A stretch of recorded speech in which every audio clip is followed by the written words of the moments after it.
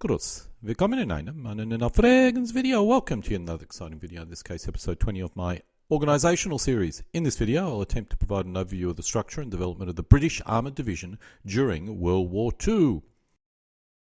Originally I had no intention of creating more than a few of these videos, as I expected that they would be so esoteric only the highest order nerd would be interested in such material.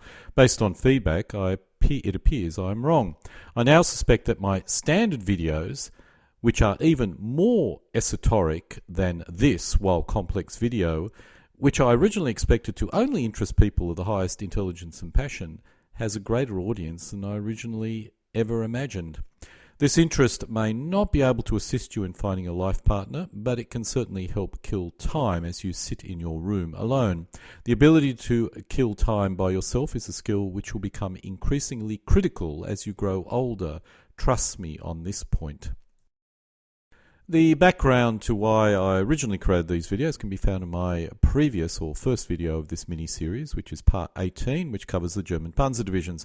There's no need to possess this information to view the rest of this video, but if you are interested, view part 18. The main focus of this video series, or mini video series, is the battalion, as once I go down to company level, this TO&E would be significantly longer and more complex. I may come back and break down battalions to company levels, as my original series on German and Russian infantry divisions does, but I'm not going to do it in this video. Let's go through a quick key of the charts that I'll be using. The first, at the very top, is the specific division in a specific period, in this case the 1st Armoured Division, dated 3rd of September 1939, which was slated to go to France if the conflict escalated in 1939. The brigade or regiment or equivalent level command is now listed. The number of each brigades is included, as is its combat strength. The lowest level of formation that I'll be covering is the battalion or equivalent. The number of each battalion is included, in this case 3 tank battalions. Moving to the right we come to a battalion's combat strength, in this case 5, 6, 9, followed by a battalion code, and finally combat values. The combat values uses a set of rules based on the SPI Modern Battles board game. This value will be ignored in this video as it's used for a set of figure gaming rules, but the other values will be used as they provide an idea of the battalion type and strength. In front of the battalion name is a mobility symbol, which could be motorized, horse, cycle, armored, and so on. For some of the battalions, an idea of the primary weapon within is provided. In this case, it's a regiment which consists of 25-pounder guns. Below this entry, you'll see a 2-pounder anti-tank battalion, and below this a 20mm anti-aircraft gun. Now we come to the combat values or strength, or where do I get them from? They're based on a points value of a formation using a rather old set of figure gaming rules, in this case Corps Commander. I could have used any set of rules as long as they were extensive enough, and while the results would vary a little bit, I found they are all generally similar. Of course, how close to these values reflect reality is another issue, which in this video I'll not be covering to any great detail. In the points system I'm using, no provision for formations morale is taken into account. Thus, a German 41 Panzer Battalion would have a significant advantage over a Soviet tank battalion in 1941 based on training and morale. But trying to factor that in is so subjective it would make my analysis useless. Viewers will need to take quality and morale factors into account by themselves if they wish to compare the strength of one nationality against another. Even within the same nationality, the troop quality of, let's say, a 41 Panzer Battalion would be higher than the 39 or 45 Panzer Battalion. Viewers really do need to make their own subjective call if they wish to perform such a chronological comparison. But if they feel that quality-wise the British always remained at reasonably high quality, I suspect that for the British there may not be a big difference between a British 39 tank battalion and one in 1945 in terms of training and quality, although granted experience was higher in 45. Let's now get into the analysis portion, starting with 1939 and specifically the German invasion of Poland and the French attack in 1939. The British quickly assembled 2 divisions, one in Egypt and one in England, which was slated to be shipped over to France, that is the one in England. This table shows the 1st Armoured Division in September 1939. In reality, this was the intended structure of the division, which would have been sent over if required in 1939. As it turned out, the 1st Armoured was sent over in May 40, after many of its formations were sent elsewhere. So this formation never fought as a whole, but does represent my starting point. This division consists of a support group, light armoured and heavy armoured brigade.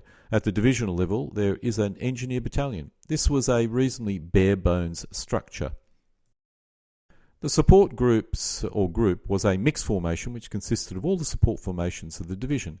As you can see, it consisted of an artillery regiment, which was a large battalion-sized formation, an anti-tank regiment, anti-aircraft regiment, and 2 motorised infantry battalions. The British regiment was normally the equivalent of a German battalion. The light armoured brigade consisted of 3 light tank regiments, which was battalion-sized. The heavy armoured brigade consisted of 3 medium tank regiments, which were battalion-sized. In the desert, a similar structured armoured division was also formed, although it differed in strength based on what formations were available in the desert. The Rifle Motor Battalion was rather interesting, as the troops were mounted in fully tracked carriers. The carriers were not what I would call fully armoured personnel carriers, but gave the troops excellent cross-country mobility and contained some organic firepower. I suppose you could compare them with the German half-track mounted infantry battalions. The war did finally hot up big time for the British in 1940, and while the 1st Armoured Division did not arrive in France until May 1940, it did see some action before being withdrawn. The 1st Armoured Division, which was sent to France in May 40, differed in a host of ways from the September 1939 structure, or even its original 1937 structure. The Armoured Engineer Battalion was beefed up significantly. On the other hand, the number of motor battalions were reduced from 2 to 1, reducing the amount of infantry available in this division. The 2 light armoured brigades were removed, and the number of armoured brigades, that's the mediums, were increased from 1 to 2. Within the medium tank regiment, which was battalion size, the combat strength went up due to improved equipment and increased numbers of tanks.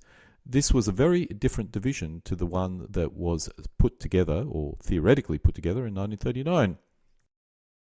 The British did have a 2nd Armoured Division, which was based in the Middle East. The structure of many formations in the Middle East were often dictated by what was available rather than any official structure, but these divisions did match the official structure closer than, let's say, the German Panzer Division that was sent to Africa, or at least the initial one. If you download the TONEs from Nihosta, you'll notice the British gave each official structure a Roman numeric. In this case, this was the 3rd official structure of the Armoured Division. In this structure, an armoured car regiment was added under divisional control. Almost all the battalion-sized regiments were beefed up in terms of combat strength. This was both a combination of better equipment as well as increased numbers of weapons and support formations. The motor battalion in particular was very strong. According to the point system I'm using, it was the most powerful battalion-sized formation in the division, although this would have been mainly in terms of defence, or applied mainly for defence. The 2 armoured brigades also grew in combat strength, although in this case mainly due to superior equipment. However, the biggest change was the addition of a motor battalion in each of these brigades. This went some way to resolve the lack of cross-brigade exchange of formation capability and gave the tanks some infantry support. The British had learned a number of lessons in France in 1940 and had made some changes to resolve them, but the biggest issue was the tank-heavy nature of the division and the lack of an ability to create task forces from any assets in the brigade. Staying in the desert, the 7th Armoured Division in the desert, dated February 1941, differed little from the previous table and represents adjustments made to the division based on what equipment was being shipped to it rather than any structural change. The biggest change was in the armoured brigades, where most of the battalion-sized regiments increased their combat strength. Once again, new equipment and some additional support assets were the cause of this. We now move into 1942, during which the armoured divisions experienced their greatest challenges.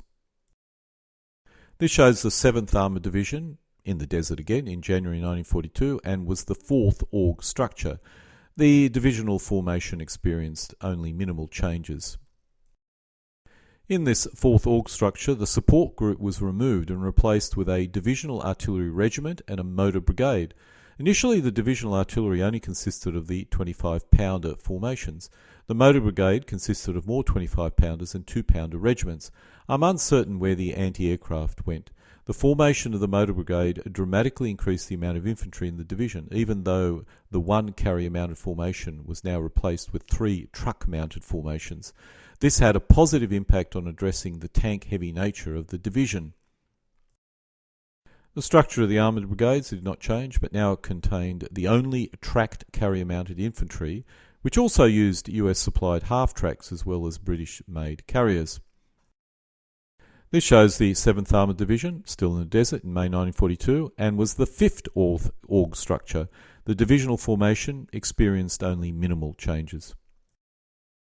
All artillery, anti-tank and anti-aircraft battalion-sized formations were moved to the Armoured Divisional Artillery Formation.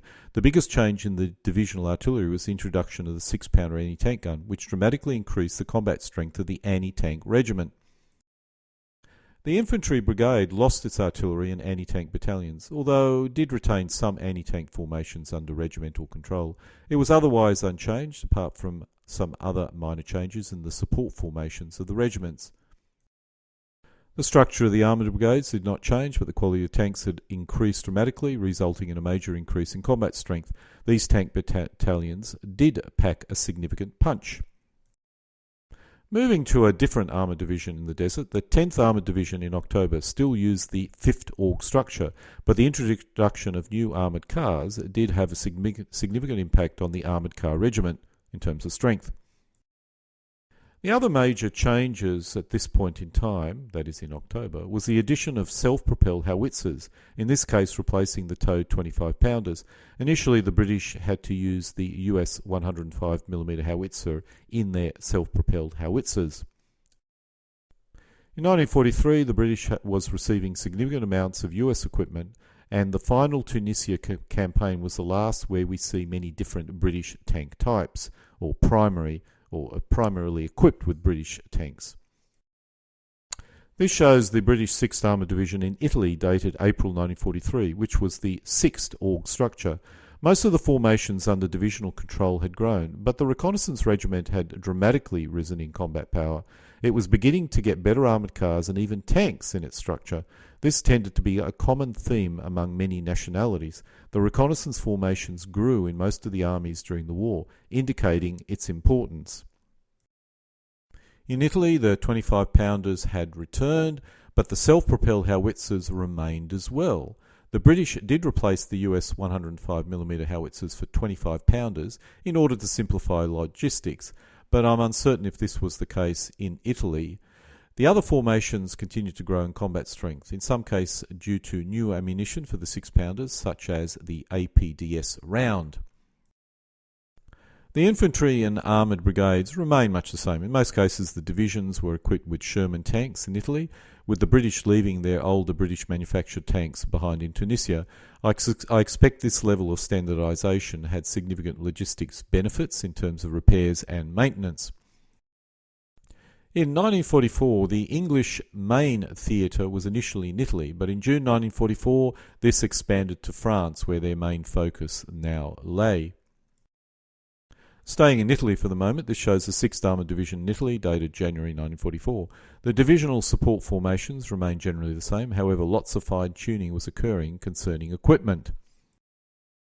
No changes to the armoured divisional artillery formations or to the Guards infantry brigades occurred. In the Armoured Brigade, the tanks used all Sherman tanks. The big advantage of the Sherman was the 75mm gun had an excellent HE round, which was very useful in the rough terrain of Italy. Let's move up to France. This shows the Guards Armoured Division in June 1944. This was using the 7th org structure. This was one of the divisions which were equipped with British tanks, with most of the other armoured divisions possessing Sherman tanks. The structure of the division's support formations remained much the same. The Guards Armoured Divisional Artillery Formation had a host of additional formations added to it for the invasion of France. It possessed a towed 25-pounder regiment, a SP 25-pounder regiment, and a 6-pounder anti-tank regiment, which was reasonably similar to the previous structures. However, tank destroyers' batteries were now added, in this case 2. This also contained the standard towed anti-aircraft regiment, but also contained a self-propelled anti-aircraft regiment as well. By June 1944, for the French campaign, the British self-propelled howitzers were equipped with 25-pounders rather than the 105mm howitzers, again due to logistics reasons. The infantry battalions gained additional support formations as well as better anti-tank guns, all increasing their combat strength. Finally, we have the Armoured Brigade, which fielded very powerful Cromwell-equipped armoured battalions. The armoured battalions in this division were very powerful, a combination of a lot of tanks and reasonably good tanks. We now move to 1945. I must point out, I'm using in my TO&Es armoured divisions equipped with British equipment as much as possible. Historically, this may be misleading, as most armoured divisions were equipped with the US Sherman tank, which even in the case of the Firefly, while using a British 17-pounder, was nonetheless a US tank.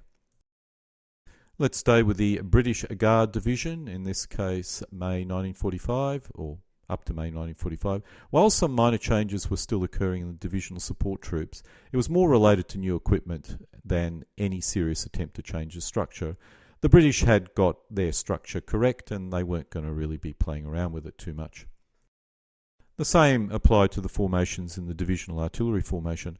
One point was the self-propelled anti-aircraft was often missing in most English divisions now, or at least by 45.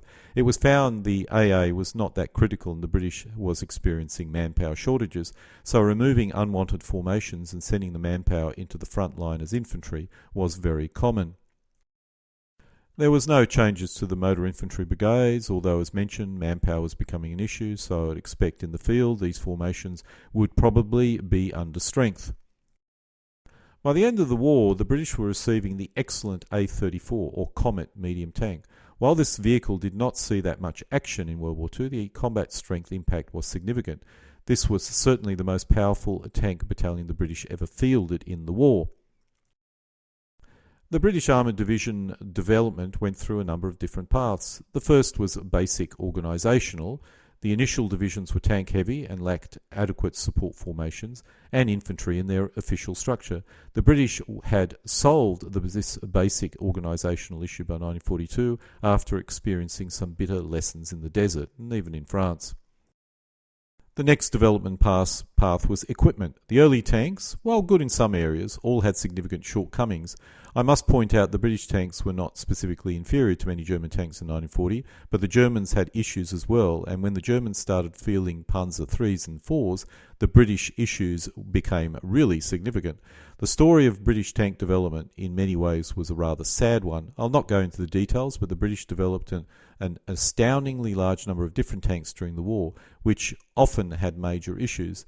When the British introduced the Cromwell, they finally had a good tank which could take on the German Panzer IVs, but it was not until the Comet that they could take on the Panthers. Other weapons were also developed in the war which had significant impact on combat capability, specifically the armoured cars and anti-tank guns. This story is not unusual, and many other combatants went through a similar general path, even if the details did differ. However, the most important development was the area of doctrine. The Germans proved that unbalanced divisions and inferior tanks could be overcome when your doctrine was superior to your opponents. While the British generally improved during the entire war, it was not until 1944 invasion of France that the armoured division started operating in a German style of combined arms operation, with formations between brigades being swapped around in order to create an optimal force mix to take on a specific mission. While they never got to the same level of proficiency as the Germans, they certainly matched the US, and I suspect they changed their doctrine because of the US rather than any lessons they learned from the Germans. The development of this doctrine is fascinating, and it started on an ad hoc basis in the 7th Armoured Division in 1944, and when it proved highly successful it spread to the other divisions, armoured divisions. In some ways the British surpassed the Germans with the introduction of the first infantry fighting vehicle in late 1944. Because doctrine tends to be boring, I have noticed this tends to get overlooked by many historians, even if they give lip service to the German Blitzkrieg. Robert M. Citino being the exception, although I don't agree with everything he writes about, the focus on the German doctrine is very interesting and is correct. There are a few unique British aspects to consider. The first is their love of armoured cars. While the Italians certainly liked their armoured cars, the British took this to an unique extreme level. I'm uncertain why this is the case, but the British had a very wide range of rather good armoured cars in their reconnaissance forces. Starting in late 1942, the reconnaissance forces began their steady and constant growth in combat strength. Prior to this, they were often misused, but by late 1942, that was no longer the case. When the British were fighting in Europe, they began to insert fully tracked tanks into these reconnaissance formations, as they discovered, like the Germans in Russia, wheeled vehicles could not keep up with the tanks in poor terrain. But even up to 1945, the armoured cars were plentiful. The other interesting aspect of the British division was their early use of infantry carried in tracked vehicles. The motor battalions in 1937 were fully tracked, and the British always ensured the tanks were supported by fully tracked mounted infantry. The carrier, that's the British carrier, was certainly effective in moving infantry, but it may have lacked the protection of an armoured half-track. The British began to use US-supplied half-tracks later in the war to resolve this issue. The end point was the use of the infantry fighting vehicle in late 1944, which was the earliest use of an actual infantry fighting vehicle which was fully armoured.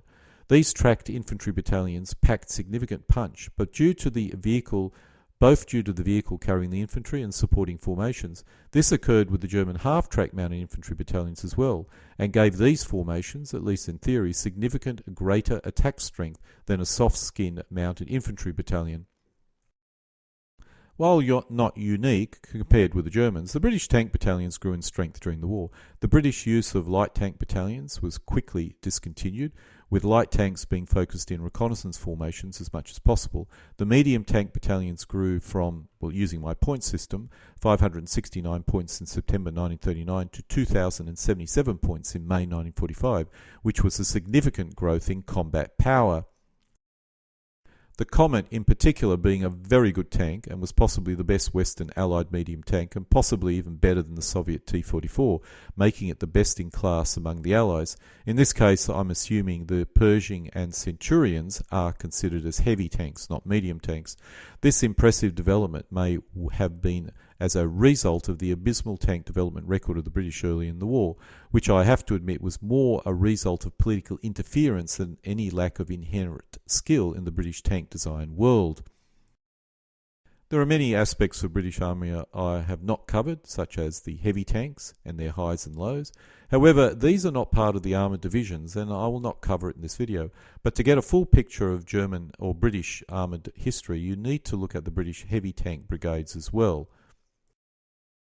So this concludes episode 20 of my video series on the British Armoured Divisions, with a focus on the structure down to battalion level. Alle guten Dinge kommen zu einem Ende.